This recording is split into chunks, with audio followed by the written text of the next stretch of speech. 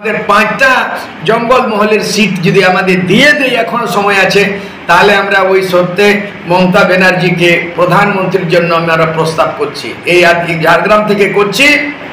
আদিবাসী candidate হয়ে সূর্য সিং বেসরা যেভাবে দ্রৌপদী মুর্মুকে একলা পুরো প্রচার করলাম অল ইন্ডিয়া, এবং সবাইয়ের অন্তর আত্মাতে ওকে ভোট দিয়ে ওরা আজকে দেশের প্রধানমন্ত্রী হয় একটা মহিলা, একটা আদিবাসী দ্রৌপদী মুর্মু, তেমনি আমরা চাই এই মমতার আছে ক্ষমতা, সে চালাতে পারবে। এখন ইন্ডিয়ার মধ্যে 50টা ঘটক দল রয়েছে, আপোষে লড়ছে ভিড়ছে, তার প্রধানমন্ত্রীর যোগ্যতা নাই, কিন্তু ইনার যে একটা ক্যাপাসিটি আমরা দেখছি, মমতার মধ্যেই ক্ষমতা আছে কি ভারত দেশকে চালাতে পারবে। আর তবেই সে প্রধানমন্ত্রীর জন্য প্রস্তাব রাখছেন আগামী দিনে প্রধানমন্ত্রী।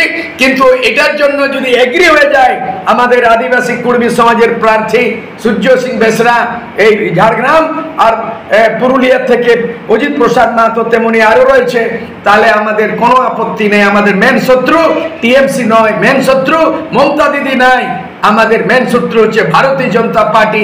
গত ইলেকশনে 18টা বিজেপি পশ্চিমবঙ্গে জিতেছিল। এইবারে যদি এই প্যাক্ট আমাদের হয়ে যায় টিএমসি আর আমাদের আদিবাসী কুর্মী আর আদিবাসী সমাজ সাঁওতালদের, তাহলে আমরা এখান থেকে বিজেপি আমরা একদম তাড়াতে পারবো, আর এখানে আমাদের ক্ষমতা আমরা আসতে পারবো। এইটাই আমাদের ঘোষণা।